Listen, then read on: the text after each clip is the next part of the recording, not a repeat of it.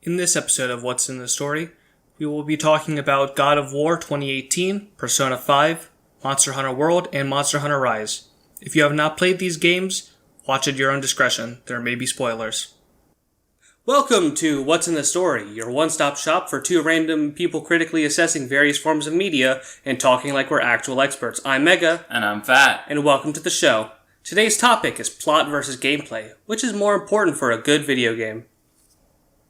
First, we're going to be discussing the importance of having a good plot and the downsides to entirely plot-driven games.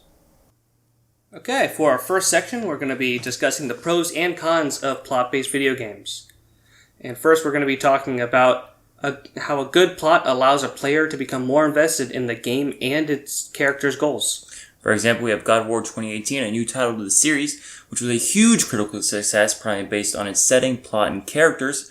According to Jonathan Dornbush, a game journalist working for IGN, God of War works so well due to its simple plot. The game functions as a long road trip and sets up the less than intimate relationship between Kratos and Atreus. And now we're just going to share our own personal thoughts on the game itself. So I think our first point should definitely be the opening.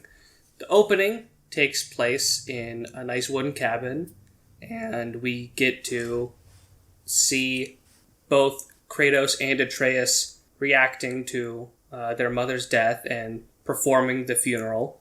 So it definitely sets up an atmosphere. And it's very clear to see that both Kratos and Atreus are kind of uncomfortable with each other. Kratos, as we've known from previous entries on the series, does have a hard time connecting with people through various hardships. Lots of trust issues with Ares, mostly. His father betraying him, trying to murder him. Having him murder his family. Yeah. Yeah. You can fully understand why Kratos feels that way. But the good thing that this opening sequence does for the game is through almost silent storytelling, you can see the relationship between Atreus and Kratos. During their first hunt, you can see that Kratos doesn't really trust him very much, but they are trying to accomplish the same goal, and you can see that they are definitely trying to learn how to connect to each other. And throughout most of the game, you can see that trust starts to build, even like Ian said, that first mission, you have a very wide trust issue, but throughout the story, you get a much deeper trust, and by the end of the story, you can definitely tell it's a much more iconic and normal father-son relationship where he's mentoring Atreus a lot, but also giving him that hard love and being gentle with him like a father usually would with their son, and not a stranger who is just like, hey, do this thing, listen to me. Also, my name is Mega. I don't know who this Ian is. But the reason why the game gives you so much time to grow and attach to these characters is because of the simple plot involved. The plot is we need to take Kratos' wife's ashes to the highest peak in the world, I guess. Midgard, I think. Is it Midgard? Because I'm pretty sure the tallest peak is in in the Nine Realms. Yeah. There we go. Because it's in Jotunheim. So simply by making this road trip based plot, it really allows for Kratos and Atreus to get to know each other, because we all know when you're on a road trip, you get to know those people. Unfortunately, sometimes. Yeah, if it's that tight space in the car or long walks to throw your wife's ashes off a mountain. Yeah, surprisingly relatable. But God of War doesn't need some big over-the-top story, though it does sometimes. The big action scenes never really take away from the general plot and character progression of the story. The big climactic scenes are always there as more of an obstacle along their journey. In a typical way, if this was an actual road trip, a road's closed, I guess we're going to have to go off-roading, except, hey, it's the Sons of Thor, and they're trying to kill me. Guess I'll kill them. It definitely does have, connections to something that we would actually experience, though, God problems and all. But we can definitely... The simple plot definitely helps with allowing us time to get to know these characters in various different situations. Because if they're struggling the entire time, you're never going to know what they're like casually. And if they're just hanging out, you're never going to know what they're like in extreme levels of stress. So an environment like a road trip allows you to see every aspect of these characters. And you connect to them more, so you relate to them wanting to, go to the highest peak in the 9 realms and, spread a loved one's ashes. Yeah. And not only does these casual moments allow for bigger growth of characters and allows to connect more to them, but it also allows you to take those moments where God of War's art and animation are so beautifully done that you can just sit there and appreciate the art instead of feeling like you need to rush through the game because you're constantly hyped up trying to get to the next big moment. It's a very story-like thing where you can just take your time and just take in everything that God of War has to offer. If it's the great character moments, the art that with the beautiful, beautiful mountains that are done, taking in all those moments is a very pleasant time to do with this casual story-like road trip. Yeah, so even without a big climactic story, it has a completely different effect on the game itself. Because if you do have a big climactic story, you can't, invest time into, wow, look at how beautiful this is. I'm just going to explore. Which isn't a bad thing. If you have a big climactic story, you will have a lot of action the entire time. And if that is what you're looking for in a game, that's perfect. But having a plot like God of War allows for a lot of different avenues to be explored when it comes to art in general. Whether it's the art of writing a character, the actual physical art. And there's a lot of things to talk about when it comes to God of War, but all of the positive things from the game are facilitated by having a very simple plot. You don't need something big and climactic. You don't need something with super high stakes, though I bet the next game in the series will. It's called God of War Ragnarok. And if anyone knows anything about Norse mythology, you don't mess with Ragnarok. It's going to be big and climactic, but that's not what this story needed. It needed us to take our time with it and relax and enjoy everything the story has and not rush through it. Yeah, and we needed to connect to the characters. So in that next game, we already care about the characters. We care about if they win. We care about if they die. It's not just a bunch of random characters who are fighting, which is something that a lot of series do fall into. And a lot of the first God of Wars was just this big hit this fight, next fight, next fight, next fight until you finish the game. And then you're like, oh, I didn't connect to anyone or anything. I just beat up other people. And that was the game. Yeah, in the original trilogy, you just connect to Kratos because of what happened with his family. And from there, his character is kind of just, hey, I want revenge. I want to get justice for my family. Which, for those kind of action hack-and-slash games, it makes perfect sense. We will kind of be talking about that in the gameplay-driven story. But the original trilogy is more of a gameplay and atmospheric kind of game. But God of War 2018 is not like that. It's doing something completely different. It's trying to build a relationship between two characters, and it does it fantastically. At no point in God of War did I ever feel like what we were doing was irrelevant. Even when we get to the top of a mountain and it's like, this isn't the tallest mountain. What are you doing here?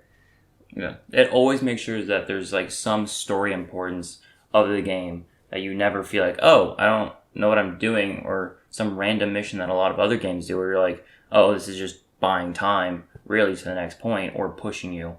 It feels very natural. It's like, oh, they are just going to this next point that they think they need to be at. Yeah, so it definitely creates a very positive environment for the players. And it's a very, very good example on why plot-based video games work the way they do. Because The gameplay in God of War is good. I'm not gonna make fun of it or anything. It's good. Obviously, I've put enough time into it to enjoy the game.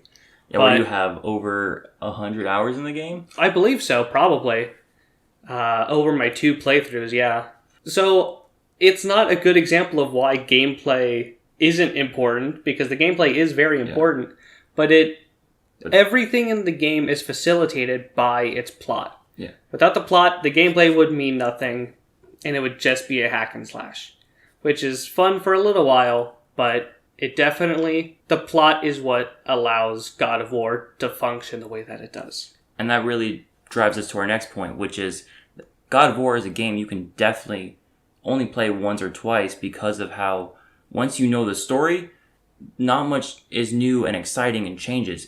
Everything just happens again because of how strong the story is and not really the actual gameplay of it. It's a very just interactive story, I think is a good way to put God of War 2018. So it's like rereading a book. You kind of just know all the story points. And you're like, oh, this isn't as exciting anymore, which doesn't make you want to play the story again. God of War does have more replayability than a lot of other plot-based games, but it does fall short once you get all those collectibles, you beat all those bosses. Then it very much is, it's just an environment simulator at a certain point. And if you can get, like, even 60 hours out of a game, it's a good game, probably. Like, especially considering most games run for about $60. That's about $1 an hour if you're comparing to like an arcade, which is, for something of that quality, a very, very good price. And I think that's why arcades aren't very popular anymore. Yeah. But God of War does a fantastic job with everything that it tries to do. And with the time that you have with it, it is probably one of the best first playthrough experiences in gaming history. It's up there with the classics. So, as far as plot-based video games go, it's a perfect example to show why plot is important to get connected to characters.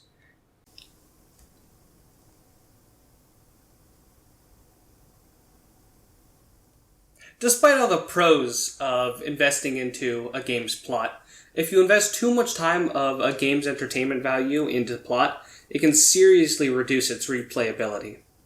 For example, Persona 5 feels like a chore to play through a second time, even with all the additional content that you get on a second playthrough. As the only person who has played Persona 5 on this podcast... I've played some of it. Sure you have. Like a fifth of the game. A fifth of the game. So he does not have any evidence or any personal experience with replaying the game. I have. Persona 5 is a fantastic game. The plot's amazing, the gameplay's pretty decent, but it is a slog to get through a second time. Because you know everything that happens, and it's a super long game.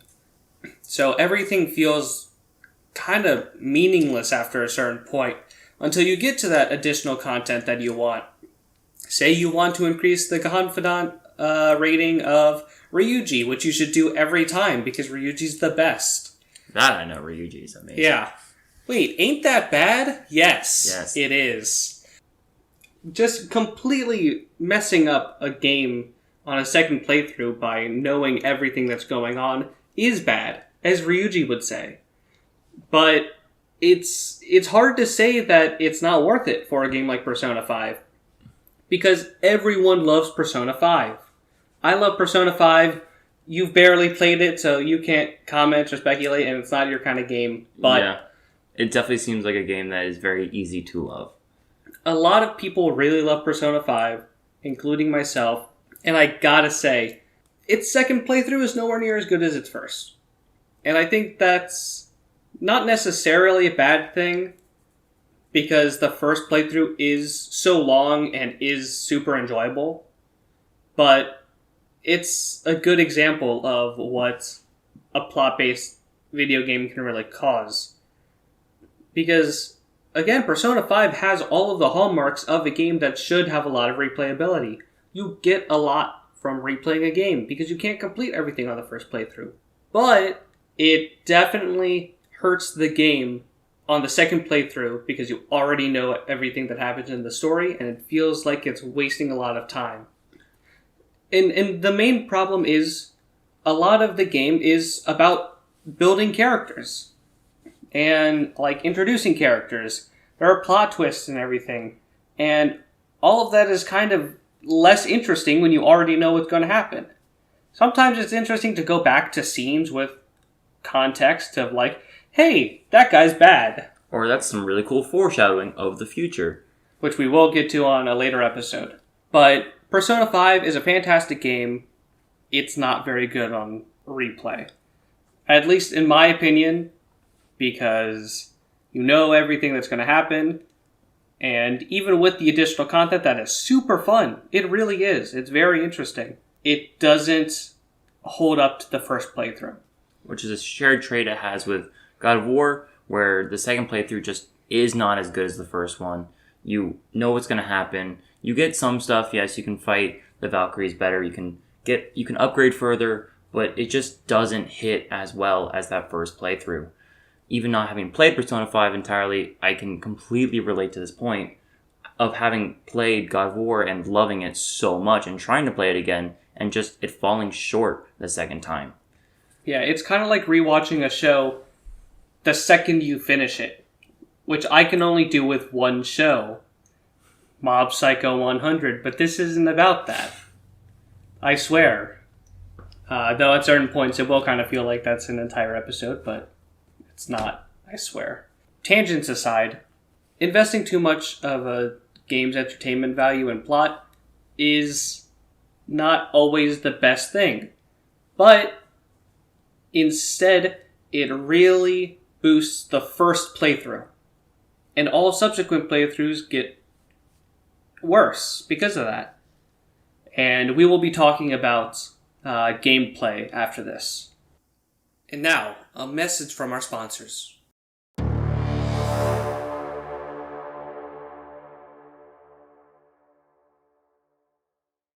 Water bottles. Have you ever been like, shucks, I wish I could drink some water right now on this hot summer day? Why not water bottles? When you're out hiking or on a run or just outside on a hot summer day and you start to get dehydrated because your body's using that water, now water bottles, they hold water. Hopefully it's clean and you can drink it. And if you get a good one, it's cold as well. Isn't that bad? If you get the reference, good on you. Drink water. It's a water bottle. Shut up. Thank you, Phat, for that fantastic sponsored message. We are not sponsored by water bottles, but if we were, thank you.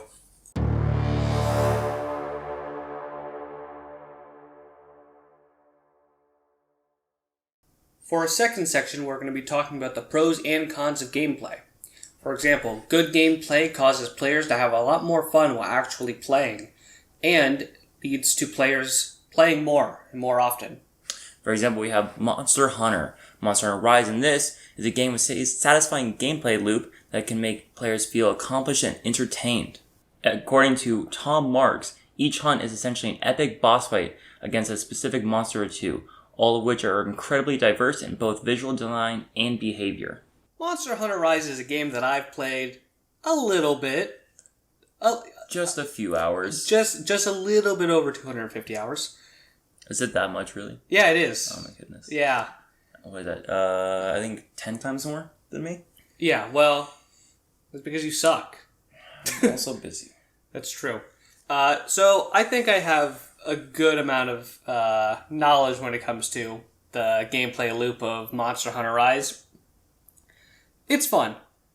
A lot of people have a hard time getting into it. It does have kind of a problems getting into the game, but once you actually know what you're doing, it is probably one of the most fun games to just play on repeat. And there are not a lot of games that I have over 200 hours in. But God of War, not God of War, we're talking about Monster Hunter Rise right now. Wonderful. Monster Hunter Rise is a game that you can just hop into, play for 10, 15 minutes. Yeah. And you're going to have a ton one of or fun. two monsters. Even if you've already hunted those monsters, it's still very fun to go back and play them and get a better time and try to compete against yourself. Or if you're me, instead of playing for 10 to 15 minutes, play for 8 to 10 hours. Yeah. Take a 10-second break and then do it again. I like the game. And a lot of it has to do with the visual design and the gameplay. Obviously, we're talking about it because of the gameplay. I personally main Charge... I used to main Charge Blade in World. I now main Hunting Horn in Rise. And you main the bow. Yeah. I like to stay away from the monster so I don't die. I like not being a pansy. So, I'm messing around. The bow is fun, I will say. But with 14 different weapon types in Monster Hunter in general, and upwards of 50 plus weapons in each weapon type, it gives you a lot of variety. Also, with each of the armors having different armor skills, and you can do mixed sets or full sets. Yeah, you can swap out your tools and weapons so much that even if you are at the same level, you can make a hunt completely different if you've already done it with changing out weapons, armor, what charms you use for your armors and weapons. Your decoration slots, everything you can change and alter, and it completely changes your gameplay style. But no matter how you play, there's always a weapon for you. Like, I'm not a huge fan of the bowguns, personally. I think they're boring. But I fully understand the enjoyment that comes from getting a full auto heavy bowgun and having some person just trap a Tigrex, and then you with 3 other people just, gat it down, which is... Or slash it with your giant... stupid big longsword. Yeah. That will inevitably hit your teammates. Absolutely. If you play with the longsword player, please put on flinch free. Unfortunately, they automatically get flinch free, so you can't even give them a taste of their own medicine. But the gameplay loop in Monster Hunter is very simple. You fight a monster, you get parts from that monster, you use those parts to get armor and weapons, you fight bigger monsters, you get those parts. You're constantly scaling up. Yeah. And even with a game like Monster Hunter Rise, which I will say is probably easier than the other Monster Hunter games. Not by that much, necessarily. I would say on launch, it definitely was very easy. There wasn't anything in the game that made me, cart 3 times consistently. That could also just be the game devs allowing new players to come in and not be like, oh my goodness, this is so much and so hard. They can get warmed up and into the game so they can ramp up harder. I understand what you mean, but I still think that the late game didn't have enough. But now they have added a bunch of new things. The newest title update finally added one of the coolest monsters ever, Valstrax. It's so cool. Jet dragon. It is fantastic. It is easily my favorite fight in the game because it is big, it is fast, you will die in 2 shots. It is fantastic. But I will never accuse a Monster Hunter game of being straight up easy because Monster Hunter Rise was the easiest game. That does not mean it's an easy game. Yeah. If you have never played a Monster Hunter game, you will die. But you will rarely feel like it's the game's fault. It will usually be your fault. And you will completely recognize it and go, oh, I need to get better armor, get better weapons, change my strategy for this monster so that you can attack it. It's very much like a real hunt where you're analyzing the monster and how it moves so you can get a better fight against it. Yeah, and as you fight things, you learn its movesets better. You learn, hey, if I break its horns, its big attack is going to do less damage to me. Maybe I'll survive it this time. It really is about your combined knowledge and gear that really changes how you play the game. And that adaptation is very, very fun. Because you're not doing the same thing over and over again. And you're in a plot-based game, because this is plot versus gameplay. In plot-based games, a lot of actual gameplay sections are just waiting for the next cutscene or waiting for the next dialogue sequence. But in Monster Hunter, in general, the characters really aren't that important. You don't really care that much about the characters. Most of the characters that you care about are just kind of memes. We all love Elder Fukin, but it's not because he's a well-written character. It's because he yells a lot. And the story, as well, is semi-flat, where it's just this, like, hey, this happened, big fight. It's really not trying to focus on the story at all. It's very leaning towards its gameplay aspect of allowing you to just fight monsters and have big, fun fights that are fun to strategize against, get better armor, and not really, hey, what's the meaning of this fight? It's just, I like this fight. Even the Monster Hunter games that do have a more cohesive plot, like Monster Hunter World and Monster Hunter 4, they are basically there to justify why you're fighting cool monsters. Like in Monster Hunter World, it was, hey, a bunch of Elder Dragons are unnaturally coming to this area. Like, more so than normal. And then you realize, oh, Nergigante is there eating them.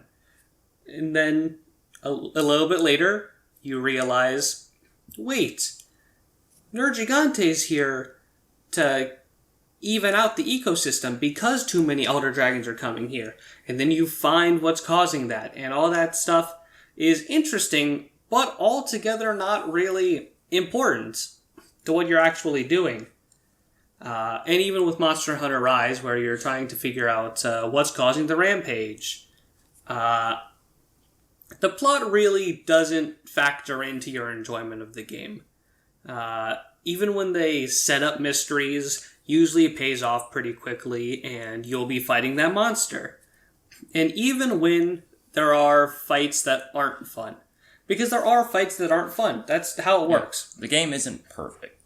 I really love Barioth's design, but I hate fighting it.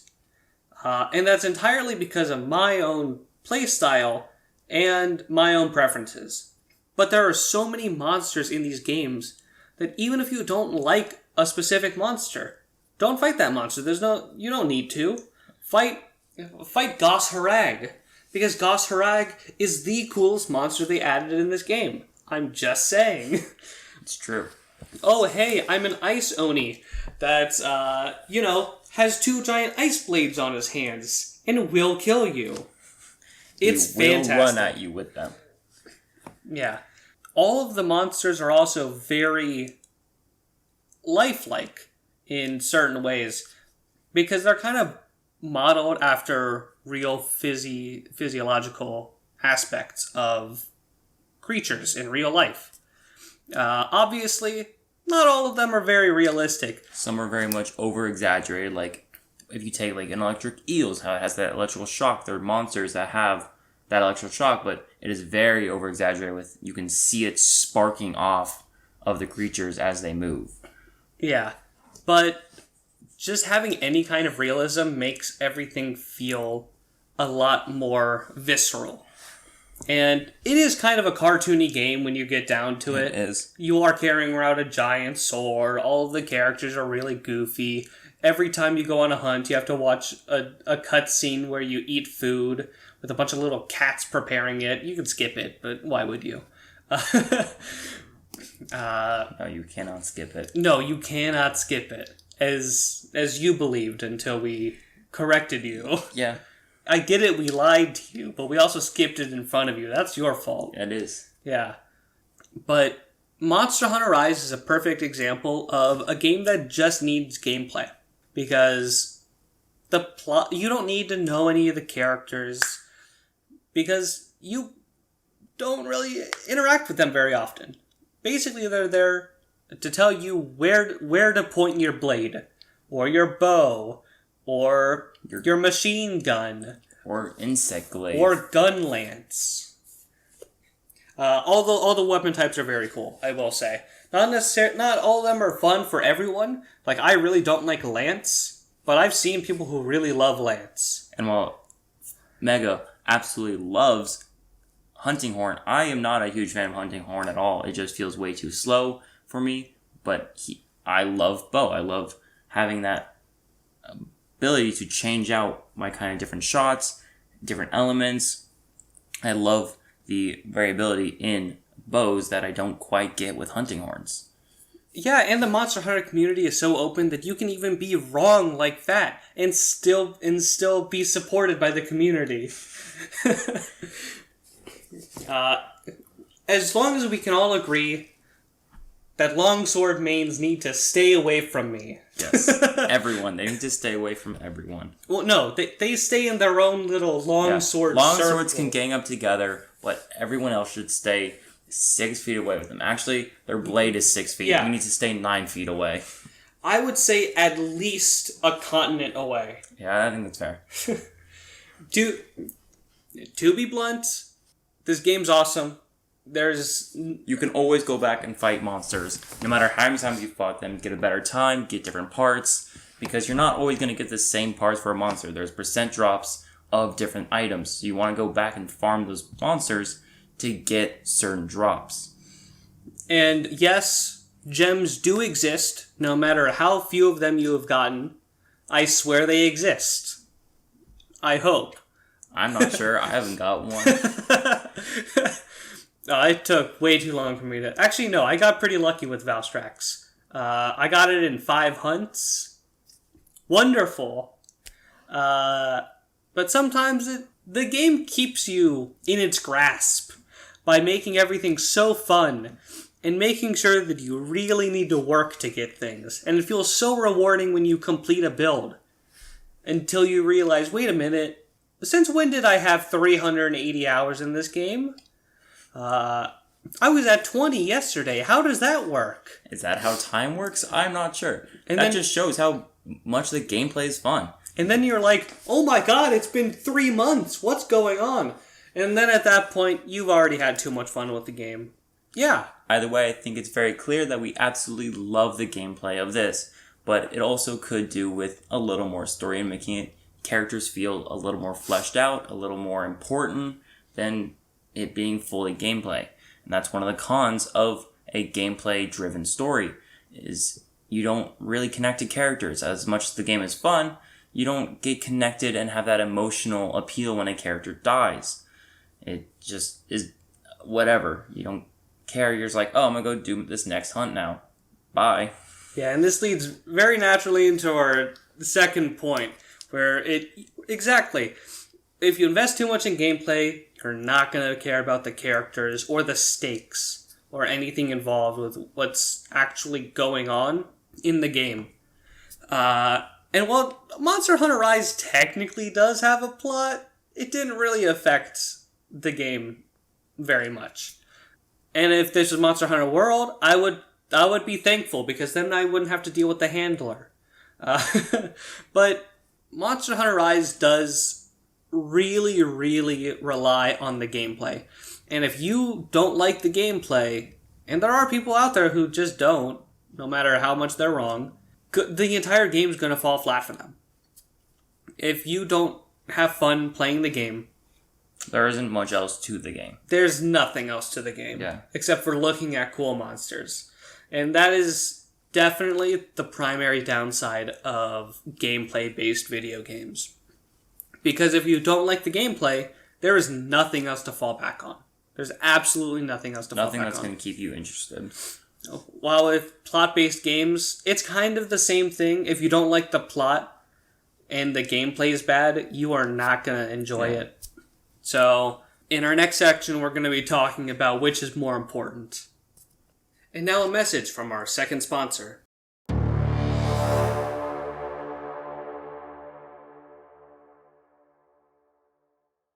Ziploc bags. Have you ever gone like, I don't want to store water, so I'm not going to use a water bottle. I want to store spaghetti. Now we have Ziploc bags. Allows you to store more than spaghetti, but spaghetti is a good example of what you can hold in your Ziploc bags. It's a good way to contain the mess you made and not make the mess all over your fridge. You can keep it stored, dry, cold, whatever you want. Ziploc bags. They're great for holding anything you want, like vomit or spaghetti. Knees and weak arms are heavy. Vomit on a sweater already. Mom's spaghetti. Thank you, Ziploc bags. Please don't sponsor us again.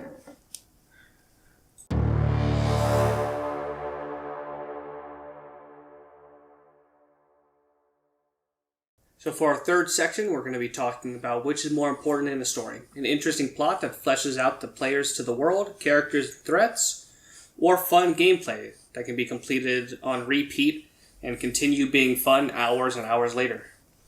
And I think we can both agree that not really one is more important than the other. Both are equally good. It really just depends on what game you're playing, what you personally like more, or really just what the mood you're in. If you want to just sit down, relax, and play a game like God of War and just go on this road trip, or just turn off your brain and murder a bunch of monsters because it's fun. Yeah, it really is about what kind of mood you're in or what kind of games you enjoy. Because everyone has their own personal preference. Some people are super invested into the story. Sometimes you're just not. Yeah. It really is about what you personally find more interesting. And if you can find a game with both good gameplay and a good plot, that's perfect. But I think from a writer's perspective, like someone who is developing a game and they have to figure out what they want to spend their time on. Do you want to have the most special first playthrough? If you do, 100% go with plot. Yeah. Because if you want the first gameplay to be incredibly special, the first playthrough, you need people to be invested in what's going on. Yeah, a very strong plot, characters fleshed out, story fleshed out, that has interesting points. But if you want a game that will have a stupid long lifespan, people will be playing it forever, you need good gameplay. Because people will not play a game for years if all it has going for it is plot. Yeah. I haven't really touched God of War since 2018, later 2018, while things like Monster Hunter World, people are still playing, even like the first Monster Hunter games, people are still actively playing and trying to get better at it, even though it's been out for 10, 20 years. Yeah, it really is important to create a balance. Because as much as we praise God of War for its plot, it does also have good gameplay. But it did invest more of its time into plot instead of into gameplay. So, it reduced its replay value for a special experience playing through it the first time. And God of War has a special experience playing through. I will always remember that first time playing through. And every moment of seeing Atreus grow and Kratos' relationship with Atreus grow is such a special thing to see. Whereas I don't remember the exact moment I killed up my first monster because I've killed so many of them. Yeah. And while Monster Hunter, you will develop special moments, it's just not going to necessarily be your first playthrough. My current special memory with Monster Hunter is when you were about to come over here. I don't remember what we were doing. I think we were just going to hang out and play Dungeons & Dragons or something. And I just wanted to get a quick Somnicant hunt out. And I wasn't really rushing or anything, but I noticed that something was going on. It felt too easy. It felt like I was just doing everything right. And when it finished, the time said 4:48. Which is incredibly fast for anyone. It is very fast. And I was just sitting there, like, so what happened? What's going on? Why did this happen? But I felt so accomplished. And it really is a special experience, just completing something fast or like perfectly in Monster Hunter. And it really does create very different experiences. Not like one's not better than the other. Not different in a bad way, just different. They're just very different. You focus on different things completely. Well, in God of War, there are gameplay-related things that will make you feel very accomplished. Like defeating the Queen of the Valkyries. That was rough. I'm not gonna lie. I jumped out of my seat cheering. It was awesome. But when you can get that multiple times in Monster Hunter, it's a completely different game experience. While the specific memory may be very similar of defeating something that's really hard, it changes what you value about a game. And that is really where the difference between plot and gameplay comes in. It's not binary. If you have a good plot, you're going to have bad gameplay. That's not true. And if you have good gameplay, that doesn't mean you have a bad plot. Yeah, you can have mixes of both. It's just a matter of how you structure your game and for people playing the games, it's a matter of what you want in that game. It's not a black and white thing, like Ian said. Again, I am Mega. I don't know who Ian is. But just because you invest a lot into gameplay doesn't mean that people who like plot aren't going to like your game. If you invest a lot in plot, that doesn't mean people who like gameplay are going to not enjoy your game. But if you know your audience, it really helps to figure out what they value. And with that, you can create a story that fits better or gameplay that would be more interesting to them. It really is a case-by-case basis. So, to answer our question from the beginning, there is no better option. There is no one correct answer.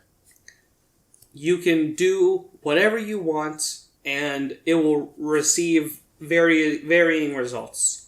If you want to go gameplay, you're probably going to have a much higher average playtime per player, but you'll probably get more critical success and like first playthrough